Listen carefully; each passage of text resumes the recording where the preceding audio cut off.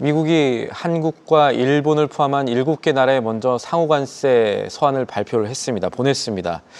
보니까 결국 4월 2일 해방의 날 때 얘기했던 이 상호관세, 이 첫 시간대로 되돌아가는 것 아니냐 하는 우려도 커지고 있는데 다른 국가들한테는 어떤 요구안들이 날아올 것인지 또 그리고 우리는 어떻게 대응할 것인지 이 부분이 중요하겠죠. 오늘은 이 문제 집중적으로 다뤄보겠습니다. 도움 말씀에 한국경제신문 한상춘 논설위원 자리에 있습니다. 안녕하십니까? 네, 안녕하십니까? 자, 위원님, 어제 이 시간을 통해서 저희가 공포 탐욕 지수가 뉴욕 증시에서 높아지고 있고 그렇게 되면은 뉴욕 증시 출렁일 수 있다라는 가능성을 저희가 진단해 드렸지 않습니까? 네. 사실 그런 알고리즘이 다른 문제와 겹칠 때 어제도 이제 말씀 국채 입찰이라든가 그다음에 트럼프의 상호 관세 시한이 겹치기 때문에 8일 전후에서는 상당히 미국 증시라든가 한국 증시에 유념할 필요가 있다는 것을 어제 말씀드렸습니다. 사실 시청자 여러분한테 누누이 말씀드리는 트럼프의 협상 방식의 A게임 방식은 결국 최선안이 4월 1일 첩부가 되다 하는 면인데요. 이번에 서한 보낸 거에서 한국과 일본 같은 경우는 특히 한국 같은 경우는 4월 2일 조치로 25% 그대로 이렇게 3주간의 유예기간에서 협상의 진전이 없으면 그대로 8월 1일부터 부과하겠다 하는 그런 쪽으로 나눠왔습니다. 사실 상징성이 높았기 때문에 안보 문제와 관련해서 트럼프의 협상이 이렇게 극대화로 시킬 수 있는 그리고 다른 국가에 이렇게 영향을 미칠 수 있는 국가를 선택해서 서한을 보냈는데요. 그것이 한국과 일본이다 이렇게 보겠습니다. 어쨌든 어제 말씀드린 대로 사실 8일 전후에서 미국 증시가 좀 많이 떨어지는 모습을 보이고 있고 또 미국의 현지 시간으로 8일이 관세 협상 시한의 마지막 일이기 때문에 내일 새벽 우리 시간으로 1시가 되겠죠. 미국 증시 모습을 계속해서 지켜보실 필요가 있다는 것을 말씀드리고요. 트럼프와 머스크의 악수 이 시간을 통해서 저는 일론 머스크라든가 이런 사람의 개인적 상황이 없습니다는 정치적 문제와 결부돼서는 주가가 올라갈 수 없다 하는 이런 말씀을 드리면서 사실 테슬라 주가에 대해서는 계속해서 비관적으로 좀 많이 말씀드려 왔습니다. 결과적으로 보면 서로 좋았던 관계가 찢어지면서 지금 정치적 이슈로 우리 서학 기업들이 많이 갖고 있는 테슬라 주가가 떨어지는 모습인데요. 아메리카 창당이 가능할까? 과거 역사를 보면 제3당 창당하면서 대부분 다 실패했습니다. 그래서 테슬라에 대해서 지금 정치적 갈등 문제가 크게 되고 있기 때문에 항상 지금까지 비관적으로 말씀드리긴 했습니다는 창당은 가능할까? 개인적으로 창당은 좀 이렇게 힘들지 않겠느냐 하는 것도 테슬라가의 지금 위기가 몰려올 때 또 주식을 매도하는 사람 입장에서는 한번 생각해 볼 대목이다 하는 것을 말씀드리고요. 항상 그렇습니다. 사실 경영에 있어서는 나름대로의 관습과 관행이라든가 그다음에 집권당이 정권을 잡은 사람이 집권당이거든요. 그런 관점에서 종합적으로 하는 것이 결과적으로 경영이다 이렇게 생각하는데요. 아무리 똑똑한 사람이라도 이것을 무시할 수가 없습니다. 거기서 벗어나면 작년 4월의 가격 할인 대책과 마찬가지로 항상 테슬라 주가는 안 좋아진다. 우리나라에도 여러 가지 기업들이 같은 입지에 처한 거로 이렇게 알고 있는데요. 같은 맥락이다, 같은 결론이다 이렇게 보겠습니다. 그런 관점에서 중개 BID도 가격 할인 대책 때문에 주가가 계속 떨어지는 이런 모습을 보이고 있습니다. 작년에 4월 달에 테슬라의 가격 할인 정책의 악몽이 재현되고 있는데요. 이것이 주는 시사점이 오늘 관세 정책과 관련돼 있다는 것을 말씀드리겠습니다. 저희 방송 보시면서 테슬라 보유자분들께서 이거 어떻게 해야 되느냐 걱정하시는 분들 이런 반응들을 제가 확인했는데 일단은 불확실성이 좀 큰 국면이다 이렇게 이해를 해야겠죠? 네, 그렇습니다. 알겠습니다. 그러면은 이제 저희가 본격적으로 관세 얘기로 다시 돌아가서 상호관세 유예 마감 기한이 이제 오면서 아직 협상을 다 끝내지 못한 국가들에 대해서 새로운 내용들 이 부분들을 좀 저희가 살펴봐야겠죠? 네, 사실 이번 같은 경우에도 트럼프의 얘기를 듣다가는 항상 시청자 여러분한테 거짓말하는 꼴이 됩니다. 이번에도 무역 사안이 보낼 게 15개국이다. 그다음에 12개국이다. 최종적으로 보면 한국과 일본을 빼고 또 12개국이다 해서 시청자 여러분한테 저희들이 이렇게 거짓말하는 게 아니라 트럼프와 트럼프 진영들이 오락가락하는 상황에서 저희는 나올 때마다 그 내용을 사실대로 전달을 해야 되니까요. 그래서 이제 시청자 여러분한테 이게 과연 사전에 주요국과의 외교행위 경제 외교행위인데요. 이게 가능한 일이냐 하는 것을 지난 90일 동안 계속해서 이렇게 지켜보셨을 겁니다. 어쨌든 한국과 일본에 대해서 첫 시한을 발동으로 해서 계속해서 14개국에 대한 시한이 지금 순간에도 아마 풀어질 거로 이렇게 보고 있습니다. 그래서 나머지 미타결국도 남아있는데요. 오늘까지, 그러니까 미국 시간으로 오늘까지 베스트 오퍼를 내야 됩니다. 그러니까 우리 시간으로 내일 새벽 1시까지죠. 내야 됩니다. 이걸 토대로 해서 트럼프의 관세 정책이 플랜 A에서 플랜 B로 바뀐다 이렇게 이제 보시면 되겠는데요. 각국들의 관심사는 이렇게 되겠죠. 근데 유예 기간을 연장시키느냐 하는 문제. 우리나라 입장에서도 굉장히 관심이고요. 그다음에 각국에 부과하는 관세율이 어떻게 될 것이냐 하는 측면이죠. 그런 과정에서 이번에 그 시한이 8월 내일 새벽 1시라 하더라도 발효 시한은 8월 1일이기 때문에 실질적으로 보면 유예기간 연장의 의미를 갖고 있다 이렇게 보겠습니다. 그래서 우리나라가 오늘 25% 이렇게 부과됐다 하더라도 앞으로 3주 동안은 유예기간의 추가 연장을 통해서 결과적으로 보면 우리의 입장을 반영해서 미국과의 국익을 해서 협상안이 나올 수 있는 시간적은 벌었다 이렇게 보겠습니다. 그리고 차별관세의 기준에 대해서 한번 말씀드리는데 일단은 객관적으로 숫자만 내려봅니다. 트럼프는 그래서 무역적자 규모 우리가 8위 규모죠. 그다음에 우리는 한미 FTA의 그 관세를 제로로 관세를 했기 때문에 결국 비관세 정벽이 문제가 되는 거거든요. 그래서 비관세 정벽에 우리는 환율 조작 문제라든가 이런 문제에 관련돼서 비관세 정벽이 얼마큼 되느냐 하는 문제가 차별 관세율의 부과의 기준이 된다 이렇게 보겠습니다. 그리고 미국의 협상이 얼마큼 협조했느냐 이게 비정성적 분야인데요. 협조 국가에 대해서는 사실 관세를 낮게 하고 협자가 이렇게 여러 가지 이유로 해서 이렇게 협조하지 않은 국가에 대해서는 관세를 높게 때린다 이렇게 보겠습니다. 결과적으로 보면 이 세 가지 기준에서 한국과 일본에 대해서는 관세 첫 부과 4월 1일 조치로 되돌아갔다 이렇게 보겠습니다. 일본 같은 경우는 사실 그 쌀과 관련된 여러 가지 그리고 집권 일기 때 아베 신조가 워낙 트럼프의 요구를 들어줬기 때문에 이시바 시게루에 대해서도 굉장히 기대를 했었던 상황이고 요걸 관세 유예 기간에 일본과의 결과를 통해서 레버리지 비율을 해서 한국과 중국으로 가져가려고 했었는데요. 이시바 시게루가 결과적으로 아베 신조와 정반대기를 걸었죠. 그래서 공교롭게도 4월 1일 날 24%를 맞았는데요. 이번에는 한국과 마찬가지로 25%를 때렸다. 그런데 어떤 분 그런 언론이 있더라고요. 우리가 일본보다 좀 적게 맞은 거 아니냐. 우리는 4월 1일에 25%고 예. 일본은 24%, 이후 25%지 않느냐. 그건 참 잘못된 분석입니다. 우리가 대처적인 측면에서는 참 잘못된 분입니다. 지금 상태에서는 우리가 얼마큼 대처해야 되느냐 하는 것이 더 중요한 초점을 맞춰야 된다는 것을 말씀드리겠습니다. 지금 현지 시간 3시간 전부터 이제 관세 서한을 트럼프 대통령이 자기 소셜 미디어에 공개하면서 이제 여러 가지 움직임들 내놓고 있는데 일각에서는 이런 움직임이 지금 급하다, 좀 서두르는 것 같다라는 분석도 나오는데 이것은 왜 그렇습니까? 네, 서한을 보낼 때 사실은 이것은 국가 간의 외교 행위입니다. 예. 그렇기 때문에 국가의 홈페이지를 통해서 공익의 홈페이지를 통해서 해야 되는데요. 결과적으로 개인적인 소셜 네트워크를 통해서 트럼프의 소셜 네트워크를 통해서 이거 붙이는 것도 시청자 여러분 아마 국내 언론이 지적하면 이런 것을 좀 지적해야 되지 않냐 생각합니다. 결과적으로 왜 이렇게 될까 하는 측면은 그만큼 트럼프가 두 가지 측면이 있다. 하나는 자신감의 발로다. 다른 측면에서는 사실 굉장히 이렇게 이 부분에 대해서 성과가 미흡함에 따라서 조바심의 극토다. 이렇게 보시면 되겠습니다. 그러면 자신감의 표현은 못할까? 그동안 대내적으로 트럼프의 감세법이 통과됐습니다. 그리고 스테일 코인법에 통과됐습니다. 이걸 대내적으로 양대 현안이 겪다 보니까 이 자신감의 발로를 위해서 계속해서 대외적으로 관세 정책에 이렇게 성과를 내기 위한 이런 측면을 해석하는 측면이 있습니다.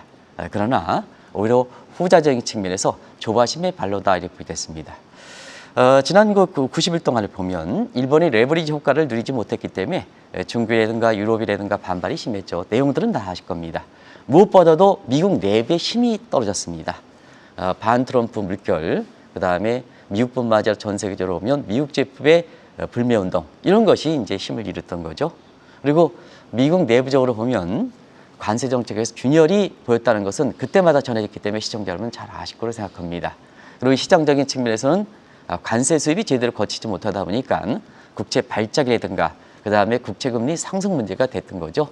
결과적으로 보면 조바심에 발랐다. 이러다간 1960년대 베트남 전쟁의 수렁에 빠지는 게 아니냐 경제적 측면. 예. 이러다 보니까 결과적으로 대외적으로 보면 성과를 해서 이번에 가장 레버리지 상징성이 높은 게 안보 문제와 결부돼서 가장 상징성이 높고 하는 측면에서 그다음에 90일 기간 동안의 정권 교체라든가 일본도 선거 기간이 7월 20일에 있으니까 사실 의도 여부와 관계없이 이런 정치적 문제 때문에 미국의 협상 요구에 우리가 다가지 못했던 측면, 일본도 다가지 못했던 측면, 예. 그러나 미국 측 입장에서는 협조를 하지 않았지 않느냐 하는 이유가 분명히 하게 되거든요. 그래서 한국과 일본에 대해서 결과적으로 보면 첫 무역 서양 발동이 되고 지금 이 시간에도 지금 뭐 한 5개국이 추가됐을 거예요. 예. 그래서 1시간 전에 나왔습니다. 예예. 40개 추가됐을 거예요.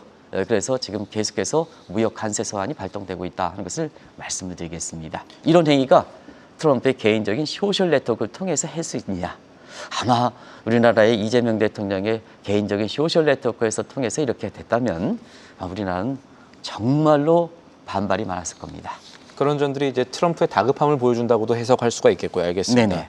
어쨌든 관세 서한을 보냈다고 무조건 협의가 다 끝난 건 아니고 아직 통상 책임지고 있는 우리 산업부들도 노력을 많이 하고 있는 것으로 알고 있습니다만 이대로 가면 결국은 90일 이전으로 되돌아가는 결과가 나오는 것 아니냐 하는 우려가 시장을 어떻게 움직일지 좀 봐야겠습니다. 네, 결국 일본과 한국에 대해서는 4월 1일 조치로 환원된 거거든요.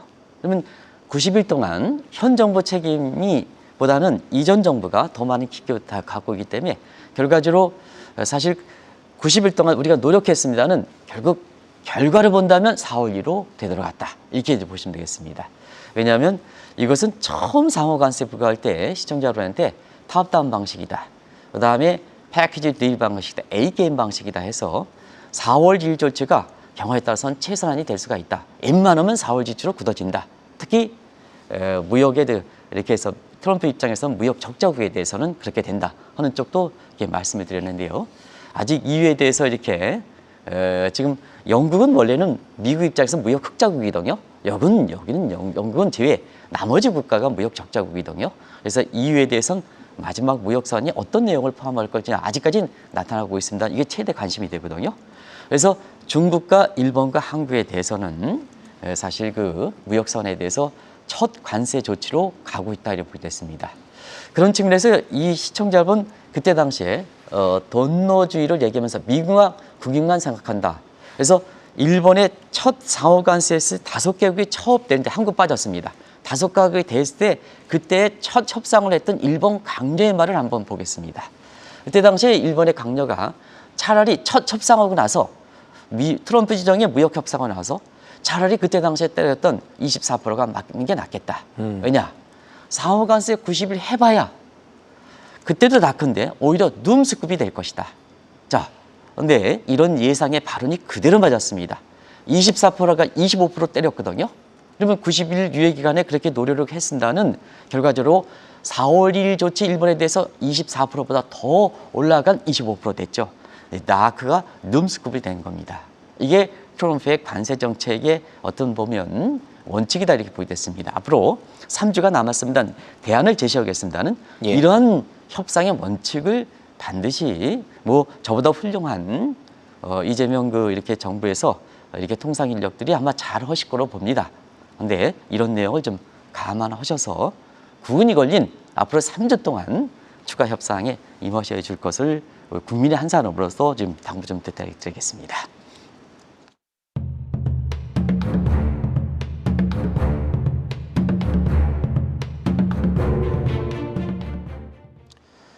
물론 앞으로 우리가 정부 관계자들이 협상을 잘해서 관세가 8월까지 25%보다 더 낮아질 가능성이 있을지도 앞으로 살펴볼 부분이 있겠고요. 한편으로 희망회로라고 하죠. 25%보다는 더 높아지지 않을 것이다라는 어떤 천장이 생겼다라는 심리가 있을지도 봐야 될 텐데 어쨌든 지금 당장 문제는 협상의 한 축인 트럼프 관세 정책 어떻게 될 거냐입니다. 트럼프 관세 정책 이번에 서한 보면은 어떻게 될 것으로 전망을 하세요? 네. 서한의 내용을 새벽 1시에 접어들어서 예. 검토했을 때 자, 보복하면 이번에 대해서 무역 서한이 우리가 될 때 여기서 보복하면 더 센 조치가 있을 것이다. 예. 그 이제 대목이 눈에 띄는 대목입니다. 왜 그럴까? 자, 미국 경제는 중환자 상태에 있기 때문에 지금 상태에서는 수술 도중에 중도에 이렇게 되면 중환자가 죽는 꼴이 되겠죠. 그래서 항상 말씀드리는 감세법 통과하고 스테이블 코인에서 미국 경제 확 올라간다. 스카이로켓 확 올라간다. 대외적으로도 이 관세법에 대해서 확실하게 이렇게 손을 봐야 환자가 회복될 수가 있는 겁니다. 그러면 이번에 조치에 대해서 무역 조치 첫 조치로 갔으니까 각국들의 반발이 지난 90일당안에 보면은 사실 집권 일기의 바탕으로 만만치 않게 대응했던 것은 사실이거든요. 그래서 이번에 서한이 결과적으로 이렇게 완화시키지 않는 점을 감안해 볼 때는 각국들의 대응도 만만치 않을 거로 이렇게 보이거든요. 그런 점입니다. 그런 전체에서 그것을 차단시키기 위해서 일전에 한번 더 강한 그러나 폐기됐던 다자지 원칙에서 폐기됐던 사항의 보복 조치에 폐기된 법의 부활법을 이미 마련해 놓고 있습니다. 자, 무역법 122조. 이게 우리나라에 해당되겠습니다. 보복하면 무역적자 시장 기간에 120일 동안 15% 추가 관세를 때리겠다. 그다음에 반스크법 338조. 대미 차별국에 대해서 이게 이제 비관세 장벽이 되겠습니다. 우리나라에 이제 해당되겠죠. 여기에 대해서 50% 관세를 떼겠다. 이게입니다. 25% 추가되는 거죠. 그런 점을 바라볼 때 또 수법 301조는 뭐 누누이 말씀드렸던 사항입니다는 이런 쪽에 사실 이번에 대해서 추가적으로 보복하면 대응하면 이러한 그 사전 조치를 마련해놨기 때문에 3주 우리나라 또 일본도 마찬가지로 이 기간 동안에 어떻게 활용하느냐가 더더욱 중요하다는 것을 말씀을 드리겠습니다. 우리 입장에서 한미 관계 생각하면은 보복 관세로 맞불 가능성은 낮을 거라고 볼 수가 있을 것 같은데 네네. 이 한국과 일본에 대한 첫 서한이 나온 이후에 다른 나라들의 대응이 어떻게 나올 것인가 이 문제도 또 우리 경제 측면에서 살펴볼 부분이겠습니다. 네. 사실은 미국의 요구를 하면 우리 국민들이 반발할 수밖에 없거든요. 일본도 이시바시게라고 그렇게 말씀해 주셨습니다는 사실 미국의 요구를 하면 일본 국민이 반발을 할 수가 없죠. 이거는 다른 국가도 마찬가지입니다. 예. 그런 과정에서 트럼프의 관세 정책에 다른 국가에 여지를 줘야 되거든요. 근데 여지를 주는데 여지를 주지 않다는 얘기입니다. 그게 바로 사실 일전에 한번 말씀드렸다시피 쉐리든계 방식입니다. 쉐리든계 방식은 양자 물리학에 나와서 입자만 살아있고 나머지는 죽인다는 얘기입니다. 그러면 자 이걸 국가별 대응하면 국가는 살리되 미국 입장에서는 한국은 살리되 한국의 본질을 없애버리겠다 하면 대응할 수밖에 없죠.